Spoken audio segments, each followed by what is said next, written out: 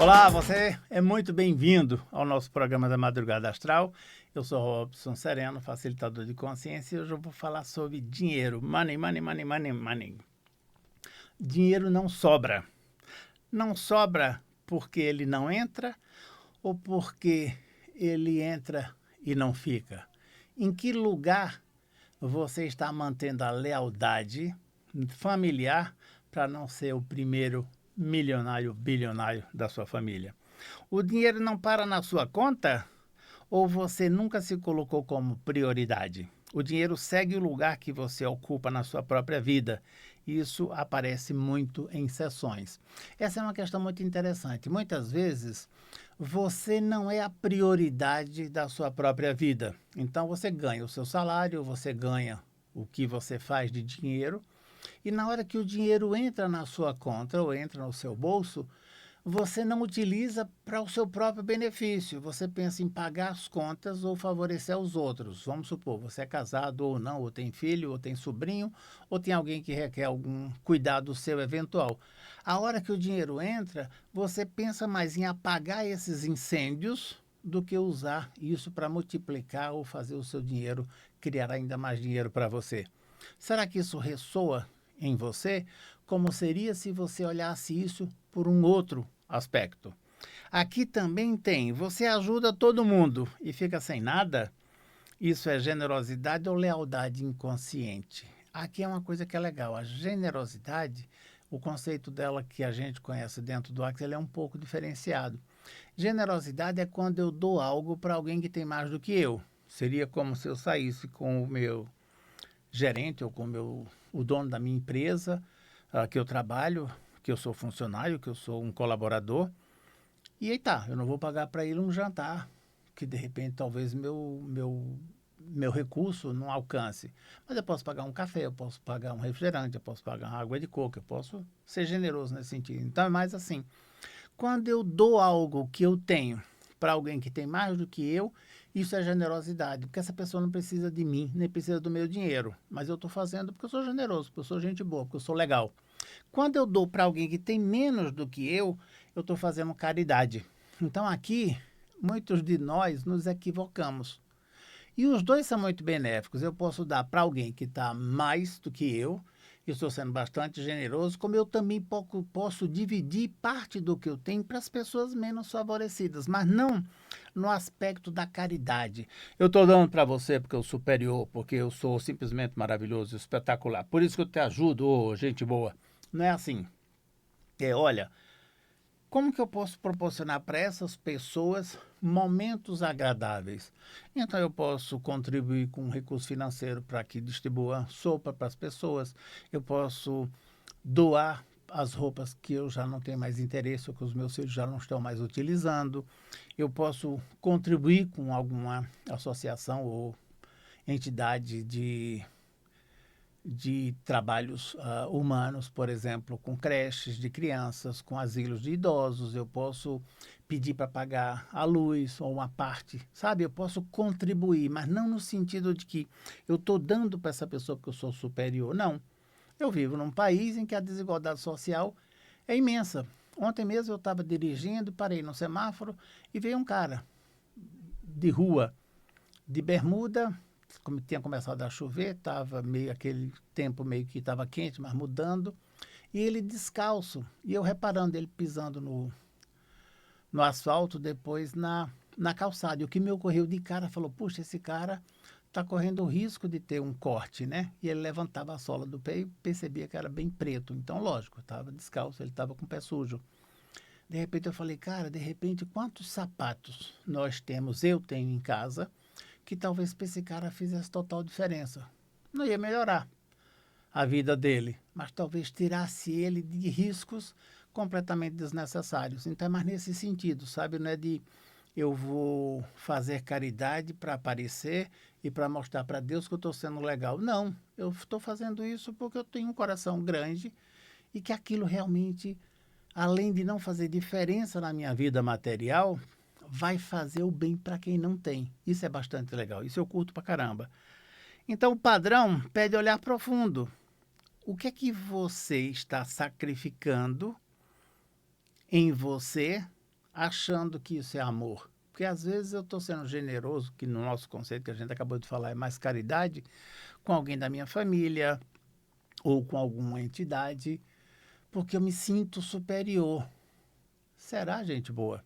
Aqui é uma questão também que é muito interessante a gente trazer, que é a questão da comparação. Todas e quaisquer vezes que você se comparar, vai ter sempre alguém a mais e alguém a menos. Se eu me comparo com alguém que está acima, eu estou meio que superestimando aquela pessoa e me subestimando. O inverso também. Se eu me comparo com alguém que está abaixo, eu estou me superestimando e subestimando aquela pessoa. A melhor pessoa para você se comparar é com você mesmo. Quem eu fui o ano passado, quem eu estou sendo esse ano e o que eu serei no ano seguinte. O que é que eu fiz o ano passado que deu certo, que eu posso repetir ou eu posso melhorar ainda mais? O que é que eu fiz no ano passado que não deu certo e que eu tenho que descartar e substituir por ideias ou ações mais criativas? Esse ano, o que é que eu estou fazendo que vai fazer realmente a diferença na minha vida em todos os aspectos? A partir daí eu posso fazer uma comparação. O ano passado eu ganhei R$ 10, esse ano eu ganhei 15, no próximo ano eu quero ganhar 20, uma suposição. Aí sim eu consigo perceber que houve ganho. E às vezes nós estamos nos comparando com o ganho financeiro. O ano passado eu ganhei X, esse ano tal. Às vezes o ganho naquele ano necessariamente não é financeiro, mas pode ser ganho em relacionamento, ganhos em networking, ganho em montar uma plataforma ou uma estrutura ou uma maneira de ganhar mais dinheiro, de fazer de uma forma mais fácil. Então tem aquele momento que você está plantando, tem um momento que você está colhendo, mas entre o plantio e a colheita tem aquele período da safra, que de repente a terra tem que dar uma respirada. Pode ser que aquele momento você acabou de colher, puxa, já vou ter que semear de novo, deixa eu descansar um pouquinho, deixa eu dar uma refletida e a partir daqui eu faço uma nova escolha e a partir daí a gente vai construindo. Isso é muito legal porque isso te traz muito mais chão para que você possa seguir adiante. E isso é simplesmente espetacular. Você tem vergonha de falar de dinheiro? Ou aprendeu que dinheiro sempre dá problema? Dinheiro associado à dor vira tabu. Quando o tabu cai, o fluxo muda. Será que não é isso? Dependendo do com quem a gente conversa, é até uma coisa meio, quanto é que você ganha? Você faz o que com o seu dinheiro? Você pode dizer, peraí, você trabalha na Receita Federal? Não, então para que eu vou ter que dar satisfação da minha vida?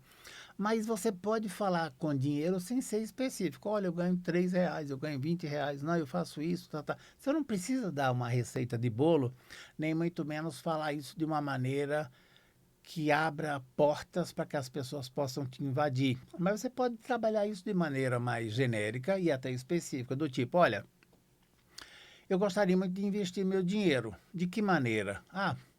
A partir de R$ 200, acho que talvez até um pouco mais ou um pouco menos, você já consegue fazer uma aplicação financeira no banco. Não necessariamente uma poupança, mas você pode buscar. Agora está na moda o consórcio de imóveis, de carro, de televisão, de tudo, sempre teve, mas agora tem uma pegada mais de investimento.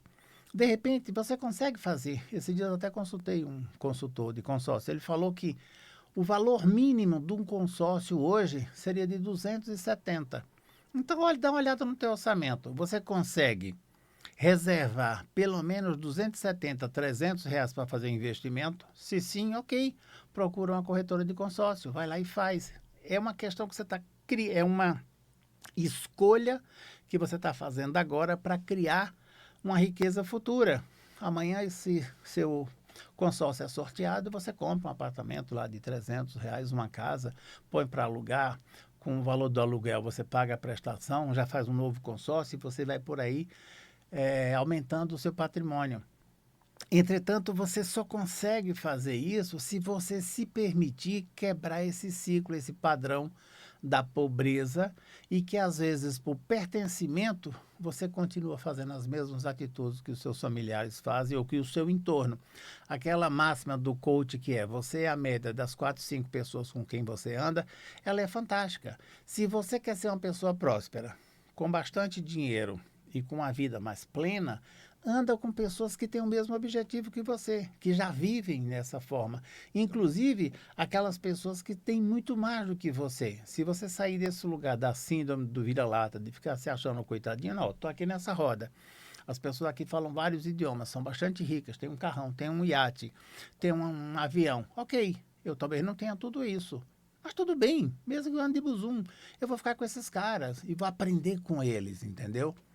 Mesmo que em alguns lugares eles falem coisas que possam até me machucar, mas eles não fazem para me machucar. Sou eu que me sinto inferior por estar neste lugar e não ter as mesmas questões. Se eu parar de mimimi e olhar direto para as coisas, eu posso virar o jogo, eu posso ganhar tanto quanto eles. Nesse jogo inicial, eu posso ser o que menos tem, mas passados 5, 10, 15 anos, talvez eu tenha igual a eles, ou de repente eu possa ser a referência dos outros que estão entrando no sistema.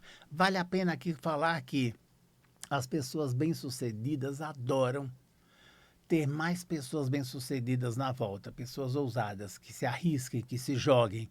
E esse jogo a gente aprende fazendo. Não basta você desejar se você não tem respaldo financeiro para.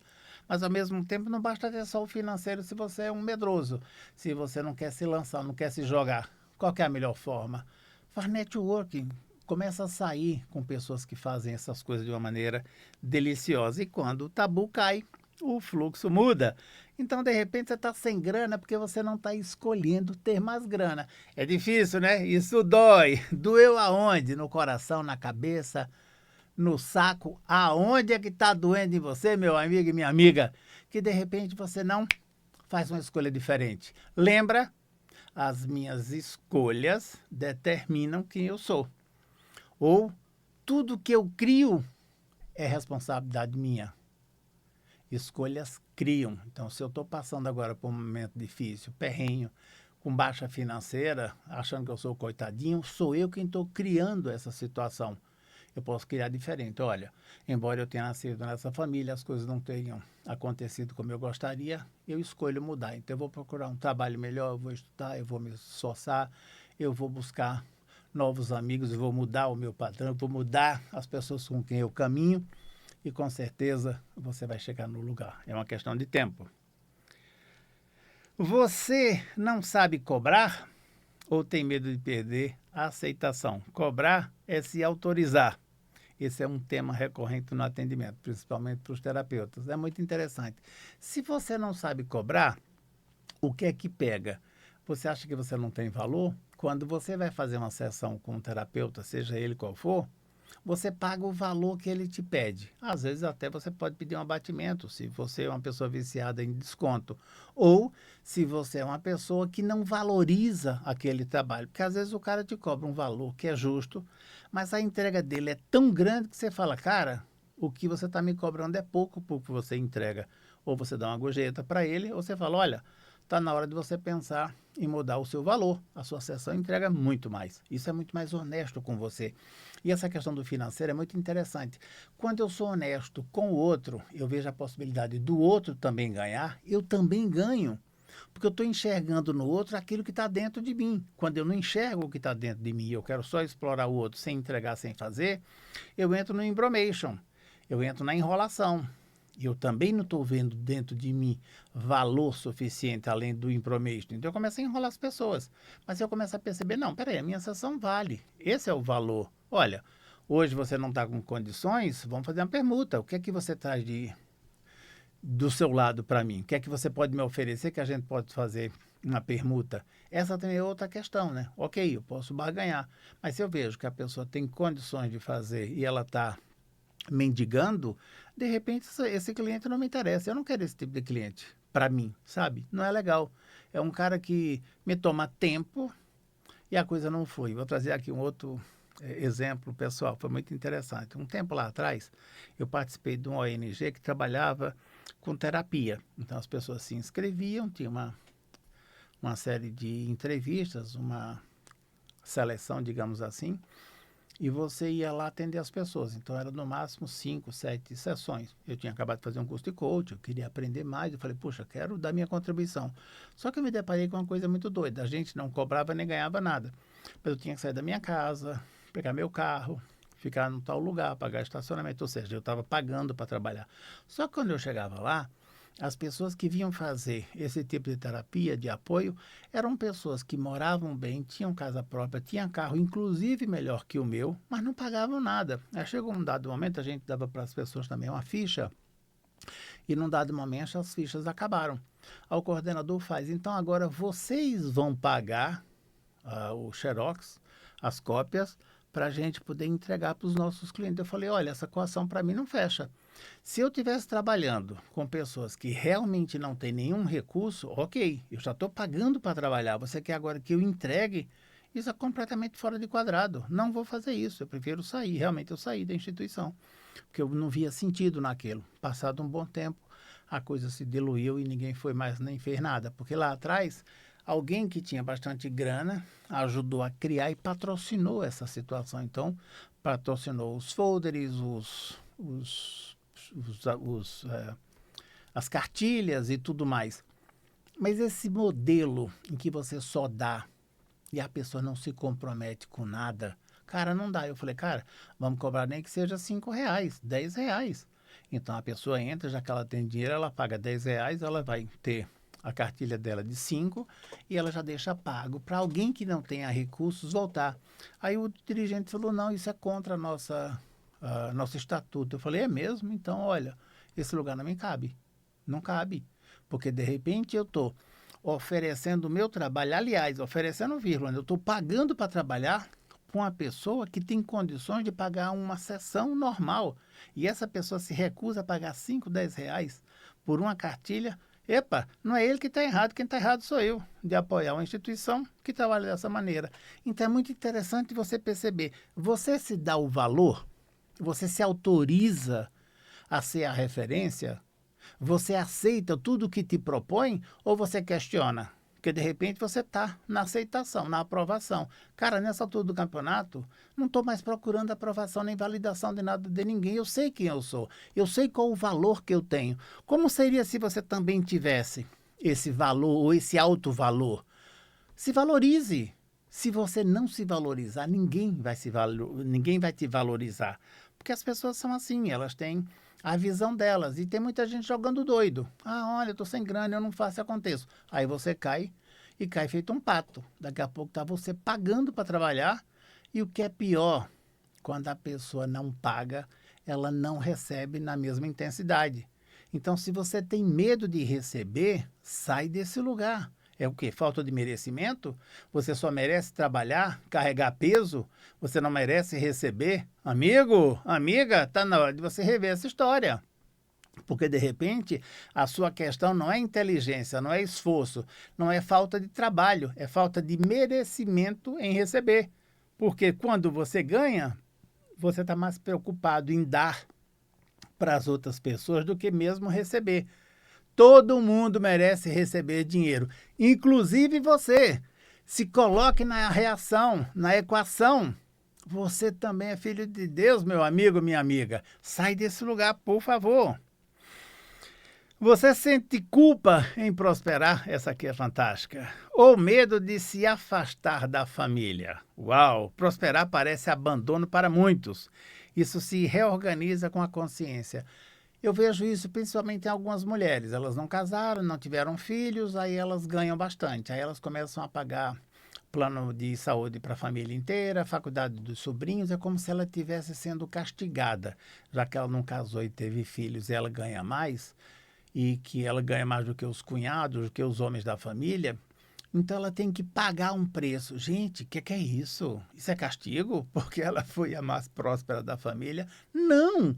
Ela tem que gastar com ela. Agora, ela pode ser bastante caritativa ou até mesmo, né, um arrimo de família e ajudar a todos, mas ela não pode fazer isso por castigo. Ela faz isso por escolha. É esse o lugar que ela tem que fazer a escolha e não por conta disso. Aqui eu vou trazer um relato de caso de um atendimento sistêmico com cavalos. Uma vez eu atendi uma senhora que ela é aposentada, ela trabalhou na instituição financeira por bastante tempo. E ela teve um casamento que foi bastante, digamos assim, sofrível ou sofrido. E ela teve uma filha, ela acabou, né, tocando a vida toda e teve uma vida mais modesta. Até que ela percebeu que o negócio dela não era mais esse sistema bancário, esse sistema financeiro. Ela queria se tornar terapeuta, ter uma vida mais tranquila, seguir criando a filha, depois a filha cresceu, fez faculdade, se soltou, casou, tem filho, neto e tal. E aí agora ela entrou num modo, ela continua fazendo cursos, mas ela entrou numa de que, olha, eu vou viver com pouco, mas eu vou viver bem. Então eu vou viver só com a minha aposentadoria. Ok, maravilha, que sorte que ela consegue viver com isso. Ela tem a casa dela própria, a aposentadoria dá para ela ter as suas despesas, mas ela não consegue ter uma vida mais próspera, do tipo viajar, fazer cursos mais caros, fazer algumas extravagâncias, comprar talvez roupa de marca, essas coisas todas. Então ela tem uma vida modesta, uma vida confortável, mas uma vida modesta. E ela se deu conta que uma das coisas que mais ela bloqueou na vida, e isso os cavalos mostraram de uma forma muito forte, foi ela meio que excluiu o masculino da vida dela. Quando ela casou, teve a filha e teve digamos, um desencanto, desentendimento com o pai da filha, ela excluiu o masculino da vida dela. Então ela, com medo de colocar um homem em casa e ele abusar a filha ou qualquer outra questão que ela tivesse, ela tomou meio que um ranço, ficou um pouco afastada. E aí ela percebeu que ela só foi acordar, que de repente ela poderia conhecer um outro homem, porque essa é outra questão, não dá para generalizar, nem todos os homens são iguais, embora eles tenham as mesmas características, são homens. Mas cada um é cada um, igual todas as mulheres têm a mesma característica, mas tem mulher legal, tem mulher que não é legal, igual tem homem que é legal, tem homem que não é legal.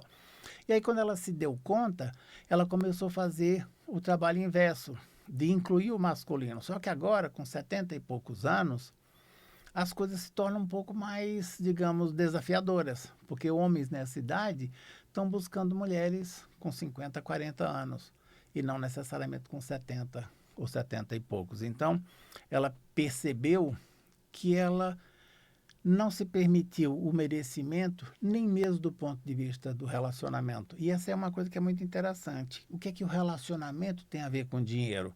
Quando você está se relacionando e você está tendo uma companhia para sair, para curtir, para fazer sexo, para fazer filho, para fazer o que você queira, é um apoio que você tem, psicológico, corporal, e isso vai também ativar os teus fluxos financeiros. E é muito mais fácil você construir uma riqueza com duas pessoas do que com uma só, a não ser que essa uma só ganhe bastante.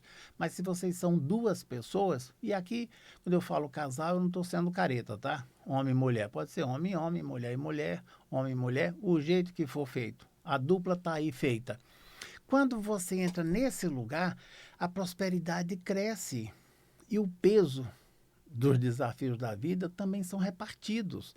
Então, no caso dessa senhora em específico, ela excluiu o masculino da vida dela, então ela parou de receber dos homens, ela se concentrou a receber só do salário que ela tinha na instituição financeira e a criar a filha dela.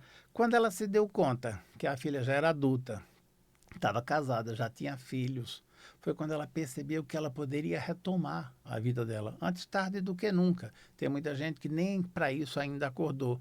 Mas, de repente, você percebe a rigidez, o compromisso familiar, as exclusões que você faz no seu próprio dinheiro, no seu próprio sexo, no seu próprio prazer.